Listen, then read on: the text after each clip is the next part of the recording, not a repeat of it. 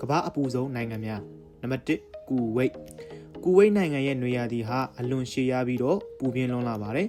ကူဝိတ်ဟာတဲကန်ဒါရရာသီဥတုရှိပြီးတော့တနိုင်ငံလုံးနီးပါးကိုတဲကန်ဒါရတွေကဝန်းရံထားပါတယ်ကန်ဒါရတွေဝန်းရံထားတာကြောင့်တဲမုန်တိုင်းတွေလည်းမကြာခဏဖြစ်ပေါ်တတ်ပါတယ်နွေရာသီတာမန်အပူချိန်ဟာ45ဒီဂရီကနေ50ဒီဂရီဝန်းကျင်အထိရှိပြီးအမြင့်ဆုံးအပူချိန်ကတော့54ဒီဂရီအထိကိုကျော်လွန်ခဲ့ပူပါတယ်နံပါတ်2အီရတ်နိုင်ငံဟာလည်းအရှေ့အလယ်ပိုင်းဒေသမှာအပူဆုံးနိုင်ငံစရင်ဝင်ပဲဖြစ်ပါတယ်အီရတ်နိုင်ငံရဲ့အပူချိန်ဟာအလွန်ပြင်းထန်ပြီးတော့နွေရာသီရဲ့နေ့ကင်ဘက်အပူချိန်ဟာ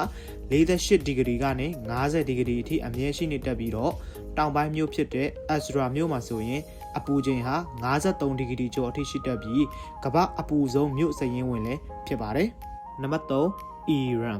အီရန်နိုင်ငံဟာတနိုင်ငံလုံးတပြေးညီပူတာမျိုးမဟုတ်ပဲဒေသအလိုက်အပူချိန်ကွာခြားချက်ရှိပါတယ်အီရန်နိုင်ငံမှာရှိတဲ့လူဒီဇက်တဲကန်ဒါရဟာကမ္ဘာမျက်နှာပြင်ပေါ်ရဲ့အပူဆုံးနေရာအဖြစ်စံချိန်တင်ထားပြီးတော့အပူချိန်80ဒီဂရီကျော်အထိရှိလို့လူသားတွေရှင်သန်နိုင်ဖို့မဖြစ်တဲ့နေရာတစ်ခုဖြစ်ပါတယ်အီရန်နိုင်ငံရဲ့နွေရာသီအပူချိန်ဟာ50ဒီဂရီကျော်ထိရှိပြီးတော့အမြင့်ဆုံးအပူချိန်က53ဒီဂရီအထိပုံမှန်မြင့်တက်လေ့ရှိပါတယ်နံပါတ်4ဆော်ဒီအာရေဗျဒီနိုင်ငံရဲ့95ရာခိုင်နှုန်းကျော်ဟာတဲကန်ဒါရတွေဖြစ်လို့အပူဒဏ်ကတော်တော်လေးပြင်းထန်လာပါတယ်ဆော်ဒီရဲ့နွေရာသီဟာမတ်လကနေအောက်တိုဘာလအထိ8လကြာမြင့်ပြီးတော့နေ့ကင်ဘက်အပူချိန်တွေဟာ45ဒီဂရီကနေ50ဒီဂရီကြားမှာရှိတတ်ပါတယ်ဆော်ဒီနိုင်ငံဟာကျယ်ဝန်းတာကြောင့်ဒေသအလိုက်အပူချိန်ကွဲပြားပြီးတော့အမြင့်ဆုံးအပူချိန်မှတ်တမ်းဟာ52ဒီဂရီကျော်အထိရှိတယ်လို့သိရပါတယ်နံပါတ်5မာလီ